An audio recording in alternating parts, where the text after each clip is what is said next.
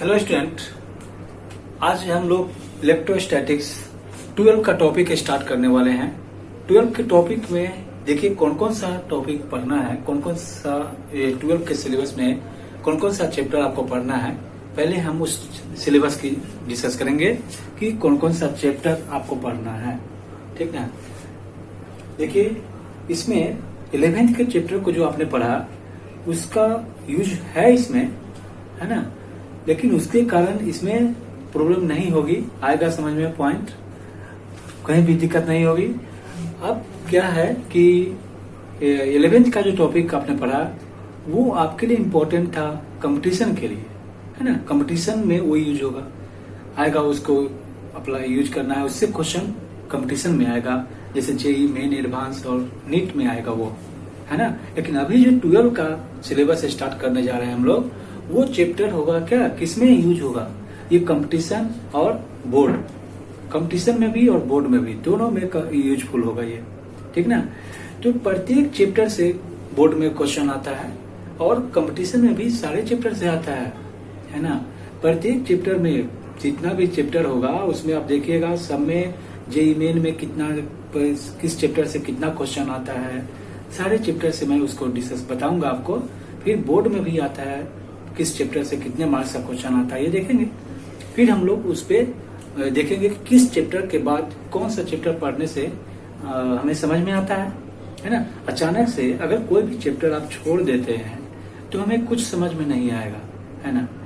एक सिंपल सी बात आपको मैं बता चुका हूँ, बेसिक सी बात है कि जब जनरल नॉलेज की बात होती है, कोई सीरियल देखता है तो उसका कोई एपिसोड छूटने पे नेक्स्ट एपिसोड समझ में नहीं आता है ना।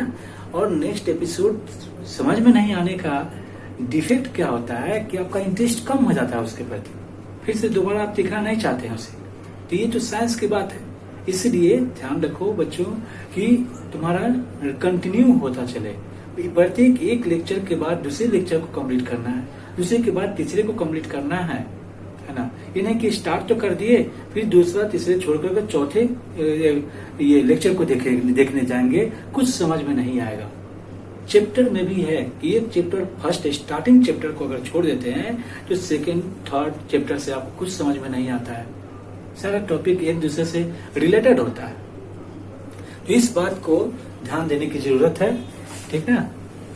अब क्या होता है कि देखो आज ये 12 में कौन कौन सा चैप्टर पढ़ना है मैं उसे बताता हूँ। देखो क्या होता है कि पहला चैप्टर है इलेक्ट्रोस्टैटिक्स, ठीक ना।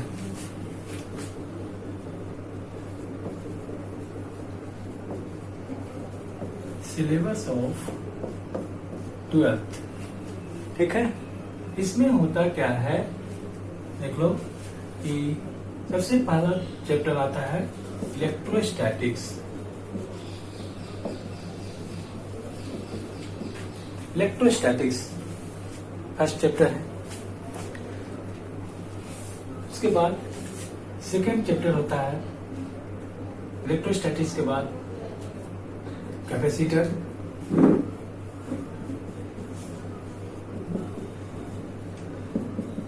थर्ड में current electricity,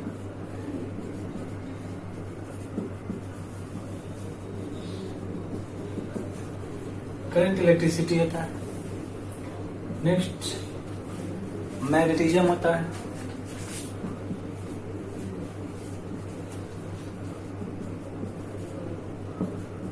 magnetic effect of current,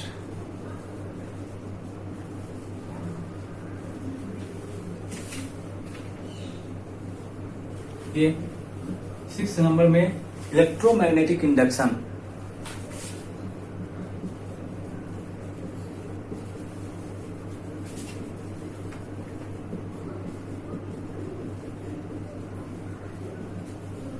electromagnetic induction होता है। ये 6 और 7 नंबर में जो होगा अल्टरनेटिंग करंट,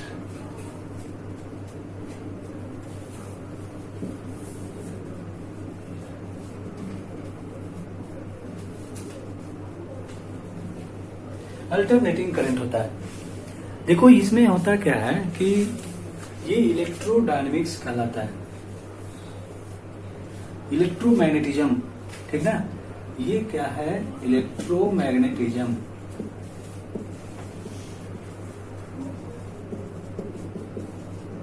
इलेक्ट्रोमैग्नेटिज्म है।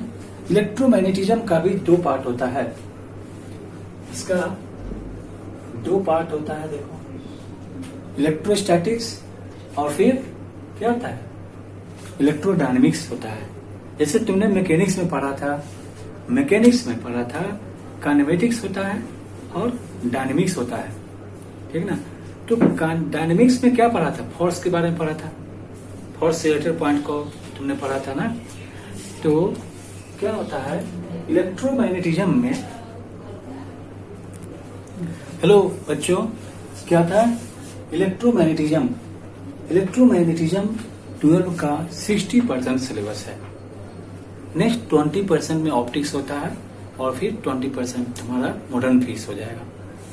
तो 60% सिलेबस कंप्लीट करने के लिए हमें इलेक्ट्रोमैग्नेटिज्म को कंप्लीट करना होगा। जैसे तुमने 11th में कंप्लीट किया था मैकेनिक्स को, मैकेनिक्स भी तुम्हारा 11th का 60% सिलेबस था, है ना। कहाँ से स्टार्ट हुआ था वो, काइनेमेटिक्स से लेकर रोटेशन तक, रोटेशनल मोशन तक, है ना। सारा टॉपिक उसका एक दूसरे से रिलेटेड था। अगर काइनेमेटिक्स कोई बच्चा नहीं पढ़ता 11th का टॉपिक, तो उसे न्यूटन्स लॉज ऑफ मोशन समझ में नहीं आता, फ्रिक्शन समझ में नहीं आता, वर्क पॉइंट एनर्जी समझ में नहीं आता, रोटेशन समझ में नहीं आता। उसी तरीके से इसमें भी है। 11th के टॉपिक में मेन था कि वहां पे मास के बारे में पढ़ता था। मास जो डेली लाइफ में है, तुम बच्चे से मास के बारे में पढ़ते आ रहे हो, तो वो तुम्हारे लिए सिंपल सी बातें थी, वो रिलेटेड था, वो तुम्हें विजुअलाइज हो रहा था, दिखता था वो पॉइंट, है ना। तो वो तुमको आसान लगता था। लेकिन ये भी विजुअलाइज होगा इसमें जिस तरह से उसमें हम लोग पढ़े थे मास के बारे में, उस तरह से इसमें पढ़ेंगे चार्ज के बारे में। चार्ज क्या होता है ना, उसे कंपेयर करेंगे। तो देखो क्या होगा, इलेक्ट्रोमैग्नेटिज्म, इन 7 चैप्टर जो देख रहे हो, ये तुम्हारा इलेक्ट्रोमैग्नेटिज्म है। इसे इलेक्ट्रोमैग्नेटिज्म कहा गया। इससे जेईई मेन में 9 क्वेश्चन आता है। 9 क्वेश्चन जेईई मेन में इससे आना ही आना है। एक क्वेश्चन 4 मार्क्स का होता जानते ही। तो 9 क्वेश्चन अगर इतने पार्ट को तुम कंप्लीट कर लेते हो, तो 9 क्वेश्चन तुम्हारा कहीं नहीं जाएगा जेईई मेन में। इसमें से इलेक्ट्रोमैग्नेटिज्म से जेईई मेन में कितना क्वेश्चन आता है, मेन में आता है 9 क्वेश्चन आता है, ठीक ना। बोर्ड की बात करते हैं तो बोर्ड में देखो इससे आता है 8 मार्क्स का क्वेश्चन, 8 मार्क्स का क्वेश्चन बोर्ड में आता है। इससे कैपेसिटर इसके साथ ही होता है, इसके साथ। करंट इलेक्ट्रिसिटी से आता है 7 मार्क्स का क्वेश्चन। मैग्नेटिज्म से आता है 6 मार्क्स का क्वेश्चन। इससे आता है 7 मार्क्स का क्वेश्चन। इलेक्ट्रोमैग्नेटिज्म से भी 7 मार्क्स का, 6 मार्क्स का, और अल्टरनेटिंग करंट से भी 6 मार्क्स का क्वेश्चन आता है बोर्ड में। तो सारे चैप्टर तुम्हारे लिए इम्पोर्टेंट है। देखो कितना वेटेज है सारे चैप्टर का। लेकिन सवाल है कि यहाँ पे अगर तुम इलेक्ट्रोस्टैटिक्स को छोड़ देते हो, बेसिक चैप्टर को छोड़ देते हो, तो तुम्हें ये कैपेसिटर समझ में नहीं आएगा, करंट इलेक्ट्रिसिटी समझ में नहीं आएगा, इसका कोई भी चैप्टर समझ में नहीं आएगा, है ना। उसके बाद सिर्फ तुम कॉपी में लिखते जाओगे, कुछ समझ में नहीं आएगा, फीलिंग नहीं होगी। इसलिए हमें किस टॉपिक के बाद क्या पढ़ना है और उसको कंटिन्यूअसली कंप्लीट करते जाएंगे होगा। परेशान नहीं होना है कि हमें वीडियो से पढ़ना पड़ रहा है। तुम उसे, ये डिपेंड करता है तुम्हारे मानने पे, तुम समझने पे डिपेंड करता है। तुम समझो कि हम क्लास में बैठे हैं, अभी ऐसी परिस्थिति है तो क्या करोगे, परिस्थिति के अनुसार आदमी को ढलना पड़ता है ना। इसको पॉजिटिव वे में लो, पॉजिटिव वे में लो कि ये अगर ऐसा समय है तो इससे मैं कुछ नया चीज क्रिएट कर सकूं। मेरे पास अभी बहुत सारा टाइम है तो किसी पॉइंट को बार बार मैं वीडियो को पॉज कर करके एक एक पॉइंट को मैं कंप्लीट करूंगा। तो ऐसा है, फिर क्लास जब स्टार्ट होगी तो उसमें समझेंगे। लेकिन हमेशा अपोजिट सिचुएशन में उसका और एक नया अपॉर्चुनिटी समझना चाहिए, है ना।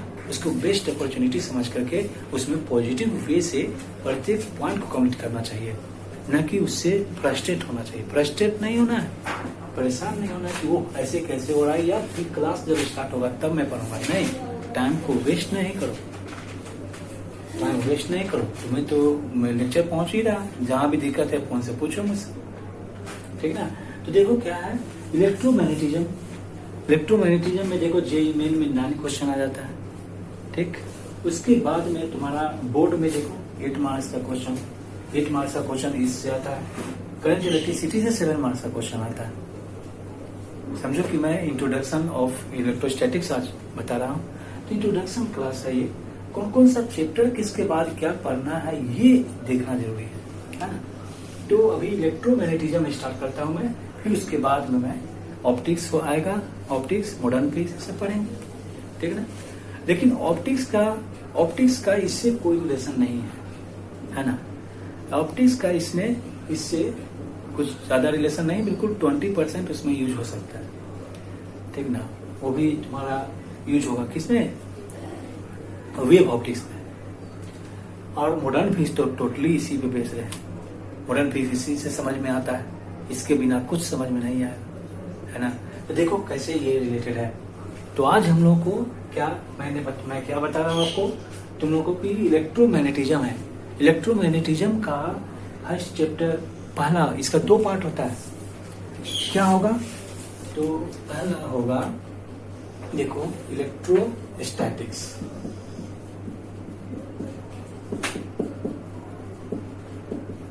इलेक्ट्रोस्टैटिक्स हो, और दूसरा हो जाता है इलेक्ट्रोडायनामिक्स। देखो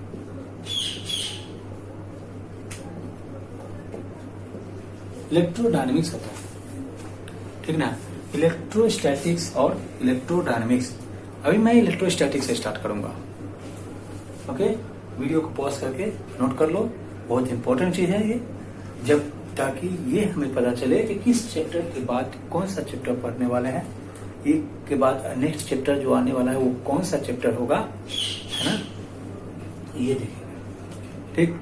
लेकिन एक भी लेक्चर इग्नोर नहीं करना, सारे को कंप्लीट करना, क्योंकि ये बोर्ड और कंपटीशन दोनों से रिलेटेड है, ठीक है ना। फिर मैं 11th के टॉपिक पे भी कभी फोकस करूंगा, वो भी जाएगा, ठीक ना। इसे वीडियो पॉज करके नोट कर लो।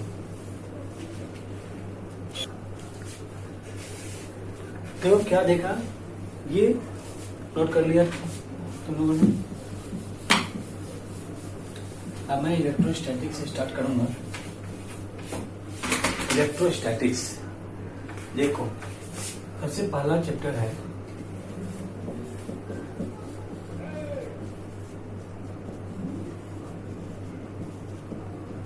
इलेक्ट्रोस्टैटिक्स। इलेक्ट्रोस्टैटिक्स में क्या होता है, इलेक्ट्रो प्लस स्टैटिक्स।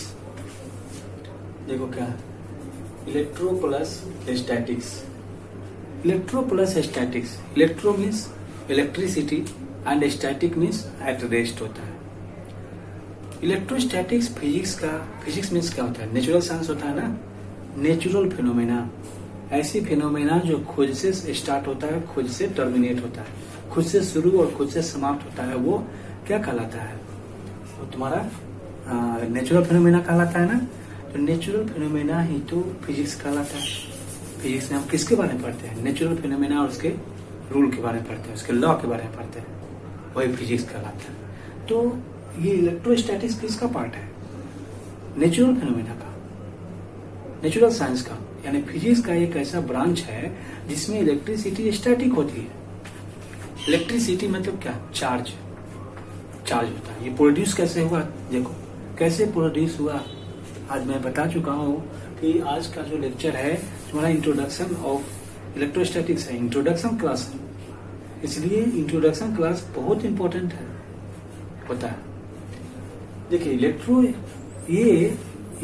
इलेक्ट्रिसिटी जो प्रोड्यूस हुआ, ये कैसे प्रोड्यूस हो सकता है, चार्ज कैसे प्रोड्यूस हो सकता है किसी बॉडी में, किसे हम चार्ज कहते हैं। तो देखो, जब भी दो बॉडी को रब किया जाता है, ग्लास को और सिल्क को, ड्राई हेयर सूखे हुए बाल को अगर कंघी से कॉम्ब से रगड़ते हैं, तो उस कॉम्ब को हल्की वस्तु के पास ले जाओगे, piece of paper, dust, hair, इसके पास जब ले जाओगे तो उसको अट्रैक्ट कर लेता है। अट्रैक्टिव नेचर उस कॉम्ब के पास कहाँ से आया? रब करने से, रगड़ने से आया, फ्रिक्शन के कारण आया है, ठीक ना। तो फ्रिक्शन के कारण जो उसमें अट्रैक्टिव नेचर आया है, क्यों? उसको तो अट्रैक्टिव फोर्स लगा रहा है ना। फोर्स कब लगेगा? जब एनर्जी आ गई, उसकी में कंघी में एनर्जी आ गई है। वो एनर्जी कैसे आई? रब करने से, फ्रिक्शन के कारण आई है। इस एनर्जी को ही कहा American scientist sir Thomas brown, उसने कहा क्या कि ये जो है 1646 में कहा था कि ये जो एनर्जी है इसे इलेक्ट्रिसिटी कहा जाएगा। तो इस पे बेस्ड बहुत सारे पेयर को बताया गया, जैसे एबोनाइट को कैट से स्किन से रब करने से होगा, है ना, ग्लास को सिल्क से रब करने से होगा, एम्बर को ऊल से रगड़ने से, ऊन से, एम्बर एक सब्सटेंस है, उसे जब ऊन से रगड़ते हैं तब उसमें तुमको ऐसा दिखेगा, है ना, उसमें एनर्जी आ जाती है। तो रब करने से जो एनर्जी प्रोड्यूस हुई उसे ही इलेक्ट्रिसिटी कहा जा रहा है, उसे इलेक्ट्रिसिटी कहा दिया। ये इलेक्ट्रिसिटी कैसे आया? फ्रिक्शन से, तो इसको कहा फ्रिक्शनल इलेक्ट्रिसिटी कहा जाएगा। जबकि ये इलेक्ट्रिसिटी थ्री टाइप्स से हम इसको प्रोड्यूस कर सकते हैं, बाय कंडक्शन और बाय इंडक्शन, जो आगे की ओर पढ़ेंगे हम लोग। अभी तो फ्रिक्शन जस्ट पिछले में पढ़ा था, क्लास में पढ़ा था 11th क्लास में, तो फ्रिक्शन से रिलेटेड पॉइंट को डिस्कस करते हैं। यानी कभी भी दो बॉडी को जब हम रब करते हैं तो उसमें एनर्जी आ जाती है, और वो एनर्जी जो आ गई उस एनर्जी को इलेक्ट्रिसिटी कहा गया। जिस बॉडी में ये एनर्जी आ गई है उस बॉडी को चार्ज कहा जाता है।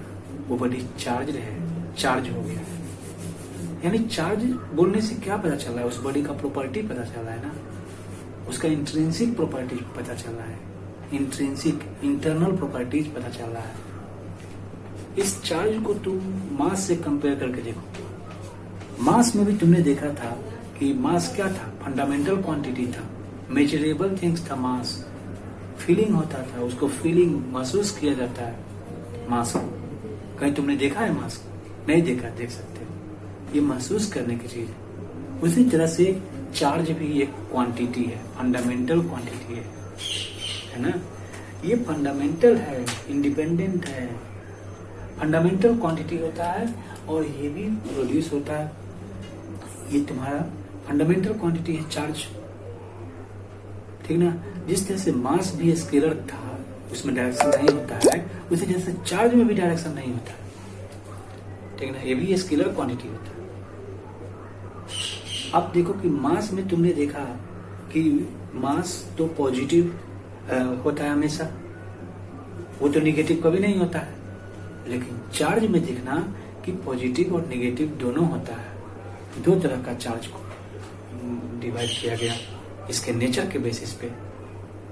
तो चार्ज को तुमने क्या देखा? चार्ज किसी बॉडी का इंट्रिंसिक प्रॉपर्टी है ना। इंट्रिंसिक प्रॉपर्टी होता है जिसके कारण, उस गुण के कारण वो क्या करता है? किसी स्लाइट पार्टिकल्स को अपनी ओर अट्रैक्ट करता है ना। किसको? डस्ट को, हेयर को, पीस ऑफ पेपर को, ऐसे ऐसे स्लाइट पार्टिकल्स को अपनी ओर अट्रैक्ट करता है। तो इसे कहा जाता है कि ये चार्ज हो गई है बॉडी, इसमें एनर्जी आ गई है, ये इलेक्ट्रिफाइड हो गया, इसमें इलेक्ट्रिसिटी आ चुकी है, तो ये चार्ज है, मतलब एनर्जी आ गई है। ये एनर्जी आई कैसे? फ्रिक्शन के कारण आई है। सारे पॉइंट को तुम देख रहे हो क्या है, तो चार्ज कहलाता है। तो इलेक्ट्रोस्टैटिक्स फिजिक्स का ऐसा ब्रांच है जिसमें चार्ज रेस्ट में रहता है, और चार्ज के प्रॉपर्टीज और इसके इफेक्ट के बारे में पढ़ेंगे हम लोग। चार्ज रेस्ट में रहता है, ये बात कैसी है देखो। चार्ज, जबकि आगे तुम पढ़ोगे कि charge higher potential to lower potential flow होता है। Higher potential to lower potential क्या कंटिन्यू फ्लो होता है? नहीं। कंटिन्यू फ्लो अगर कराना हो तब तो उसके लिए तुमको एक्सटर्नल सोर्स की आवश्यकता होगी, एक्सटर्नल एजेंट, एक्सटर्नल सप्लायर की आवश्यकता होगी, जैसे बैटरी की आवश्यकता होगी। बैटरी है जो कंटिन्यू फ्लो करा सकता है चार्ज को। तो कंटिन्यू फ्लो की बात नहीं कर रहा हूं मैं। कंटिन्यू फ्लो होने से तो तुम्हारा करंट इलेक्ट्रिसिटी आ जाएगा, नेक्स्ट चैप्टर आ जाएगा वो, उसमें पढ़ेंगे हम लोग। चार्ज का फ्लो कंटिन्यू कराना है तो करंट इलेक्ट्रिसिटी में पढ़ेंगे। तो देखा क्या तुमने कि चार्ज क्या होता है? चार्ज एक इंट्रिंसिक प्रॉपर्टी है किसी बॉडी का, किसी सब्सटेंस का, जिसके कारण slight particles piece of paper, hair, dust को अपनी ओर अट्रैक्ट करता है। वो ये चार्ज कहलाता है। जब ये क्वांटिटी है तो इसको कुछ सिंबल होता होगा, क्यू से रिप्रेजेंट किया जाता है। चार्ज को क्यू से रिप्रेजेंट करते हैं। अब देखा गया कि चार्ज का ऐसा यूनिट क्या होगा, मेजरेबल थिंग्स है तो कैसे मेजर करेंगे? ऐसा यूनिट इसका होता है कुलम्ब होता है। लेकिन सीजीएस यूनिट सिस्टम में क्या होगा? सेंटीमीटर, ग्राम और सेकंड में भी तो चार्ज को मेजर किया जाएगा। देखो ऑब्जेक्टिव यहाँ से 1 मार्क्स का आ सकता है। तो ये क्या होता है, मैंने बताया कि सीजीएस यूनिट सिस्टम में चार्ज कितने टाइप का होता है। सीजीएस यूनिट सिस्टम में चार्ज का यूनिट 2 टाइप का हो जाता है, ईएमयू और ईएसयू होता है। इलेक्ट्रोमैग्नेटिक यूनिट और इलेक्ट्रोस्टैटिक यूनिट होता है, ठीक ना। तो चार्ज का इलेक्ट्रोमैग्नेटिक यूनिट जो होता है वो एब्सोल्यूट कूलम्ब होता है। वो absolute coulomb 1 coulomb equal to 1/10 AB coulomb हो जाता है, यानी 1 AB coulomb equal to 10 coulomb के हो जाए। और ईएसयू की बात करें तो इलेक्ट्रोस्टैटिक यूनिट। अभी सुनो इसे ध्यान से, फिर मैं इस सारी बातों को मैं लिखूंगा इसमें। तो समझो पहले एक एक पॉइंट को जो मैं बोल रहा हूँ। ये इंट्रोडक्शन क्लास है, introduction of this chapter. You should try to understand or try to focus at every point what am I telling in this period. No, each and every point are important for you. तो मैं क्या बता रहा था कि तुम्हारे लिए एक एक पॉइंट इम्पोर्टेंट है अभी का। जब हम इसका इंट्रोडक्शन क्या है, चार्ज ये जानेंगे तभी आगे मेरा इंटरेस्ट आएगा चार्ज के प्रॉपर्टीज को जानेंगे तभी। तो चार्ज के बारे में मैंने बताया कि इसे क्यू से रिप्रेजेंट करते हैं, इसमें डायरेक्शन नहीं होता है ना। चार्ज को देखा तुमने कि स्केलर क्वांटिटी होता है और इसको सिंपली ऐड किया जा सकता है। जब स्केलर है तो अलजेब्रिकली ऐड हो जाएगा ना, एडिशन सब्ट्रैक्शन सिंपली एडेड हो जाएगा। ये होता है ये। फिर ये पॉजिटिव और निगेटिव चार्ज भी होता है। लेकिन पॉजिटिव निगेटिव चार्ज क्यों होता है इसको मैं चर्चा करूंगा। अभी मैंने बताया कि इसका ऐसा यूनिट क्या होता है, ऐसा यूनिट कूलम्ब होता है। लेकिन सीजीएस यूनिट सिस्टम क्या होगा? 2 टाइप का होगा। सीजीएस में 2 टाइप से मेजर करना है और दोनों का वैल्यू डिफरेंट होता है।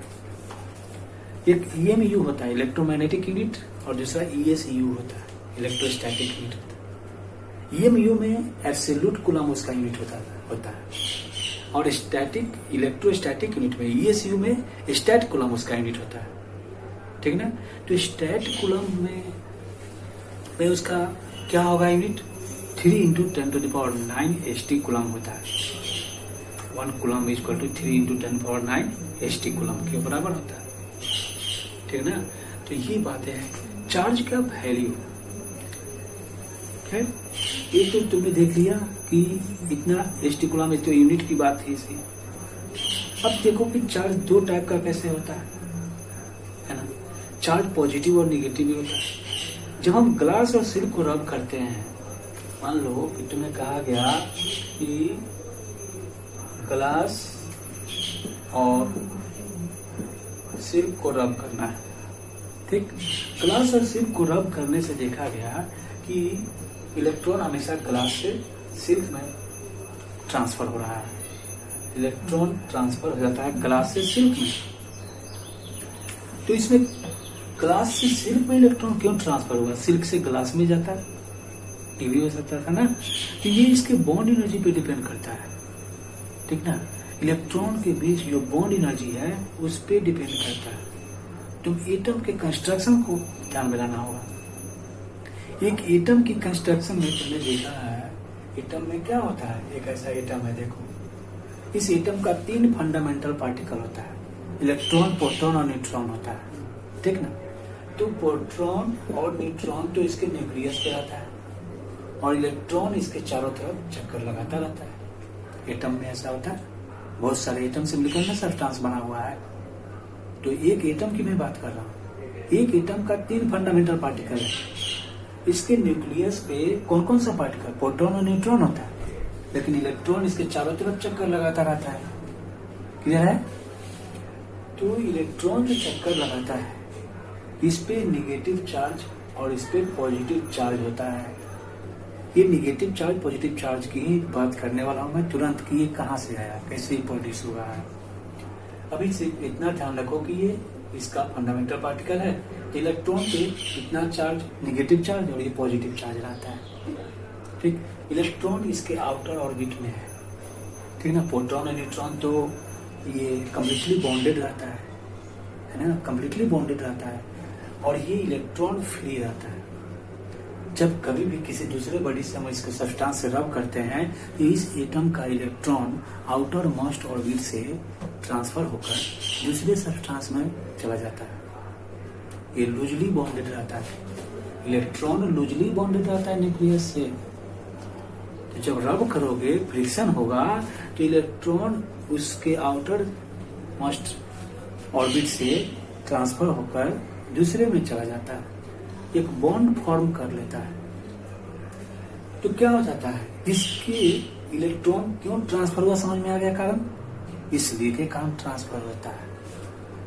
ठीक, अब ये इलेक्ट्रॉन जिसका बॉन्ड एनर्जी स्ट्रॉन्गर होगा, ये तो कह सकते थे ना कि सिल्क से भी इसमें जा सकता था, इसके आउटर मोस्ट से भी इसके आउटर मोस्ट में जा सकता था। बिल्कुल, तो ये डिपेंड करता है इसके बॉन्ड एनर्जी पे, इसके अंदर जो इलेक्ट्रॉन है उसके बॉन्ड एनर्जी पे डिपेंड करता है। अगर इसके इलेक्ट्रॉन का, जिसका इलेक्ट्रॉन का बॉन्ड एनर्जी स्ट्रॉन्ग होगा वो उसमें इलेक्ट्रॉन ट्रांसफर होकर जाएगा। ठीक ना, वीकर बॉन्ड एनर्जी से स्ट्रॉन्गर बॉन्ड एनर्जी की ओर इलेक्ट्रॉन का ट्रांसफर होता है। इलेक्ट्रॉन का ट्रांसफर ग्लास से सिल्क की ओर हो रहा है, इसका मतलब कि इसके बॉन्ड एनर्जी स्ट्रॉन्गर है और इसका बॉन्ड एनर्जी वीकर है। जिसमें इलेक्ट्रॉन जा रहा है उसमें तो ज्यादा इलेक्ट्रॉन होगा, एक्सेस इलेक्ट्रॉन हो गया ना। तो जिसमें एक्सेस इलेक्ट्रॉन होगा उसे कहा गया कि ये नेगेटिव चार्ज होगा, और जो जिसमें इलेक्ट्रॉन की डिफिशियंसी होगी, कमी होगी, इलेक्ट्रॉन की डिफिशियंसी जिसमें होगी उसको कहा गया कि ये पॉजिटिव चार्ज है। समझ रहे हैं, पॉजिटिव चार्ज और ये निगेटिव चार्ज होता है। यहीं से पॉजिटिव और निगेटिव चार्ज आया। चार्ज दो टाइप का होता है, पॉजिटिव चार्ज और निगेटिव चार्ज होता है। अब देखा कि एटम में मैं डिस्कस कर रहा था कि एटम में क्या होता है, तो एटम पे चार्ज कितना होता है। देखो इस पे एटम, इलेक्ट्रॉन पे, एटम का 3 फंडामेंटल पार्टिकल है, तो इलेक्ट्रॉन पे मिनिमम चार्ज होता है कितना, -1.6 इंटू 10⁻⁻19 कूलम, और प्रोटॉन पे चार्ज कितना होता है, तो मैक्सिमम चार्ज होता है। देखो ये दोनों चार्ज, इस पे charge equal in magnitude but opposite in nature होता है। नेचर में क्या है, दोनों पे अपोजिट है। अब इसकी मास की भी बात करते हैं कि इलेक्ट्रॉन में तो मास होता है, इलेक्ट्रॉन में जब मास होता है तो मास ऑफ इलेक्ट्रॉन क्या हो जाएगा, 9.10 इंटू 10⁻31 kg होता है। देखो मास ऑफ इलेक्ट्रॉन इतना होता है, फिर मास ऑफ प्रोटॉन कितना होगा, देखो mass of proton equal to होता है 1.67 इंटू 10⁻27 kg होता है। समझ रहे हैं ना, तो प्रोटॉन का मास इतना होता है। न्यूट्रॉन पे क्या होता है, चार्जलेस होता है, न्यूट्रल होता है, न्यूट्रल आता है। तो इसमें मास इसका कितना होगा, यही 1.6 इंटू 10⁻27 ही होता है। मास ऑफ न्यूट्रॉन भी ठीक है, तो 1.62 इंटू 10⁻27 kg होता है।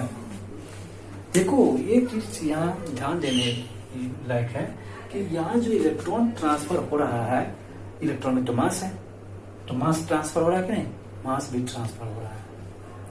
इसका मतलब कि सिल्क का मास इंक्रीज कर जाएगा।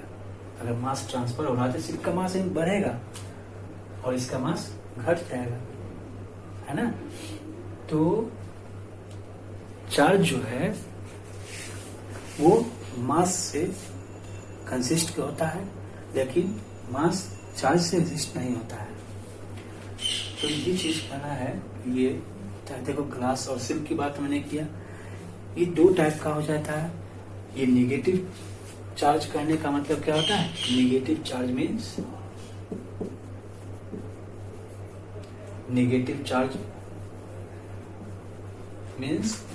excess of electron,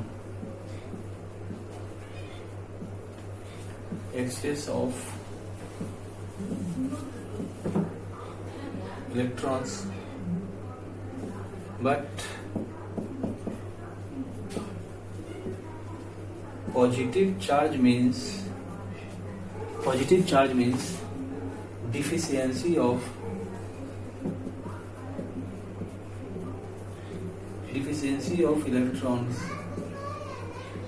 इलेक्ट्रॉन की कमी होती है। एक्सेस ऑफ इलेक्ट्रॉन और डिफिशियंसी ऑफ इलेक्ट्रॉन। ठीक, तो ठीक है, मैं इसको लिख देता हूँ। जो भी मैंने समझाया उसे लिख देता हूँ। फिर इसके बाद में चार्ज में क्या क्या होता है, चार्ज का इंट्रोडक्शन जानना जरूरी है। चार्ज से रिलेटेड पॉइंट को ही तो हमें पढ़ना है, ठीक ना।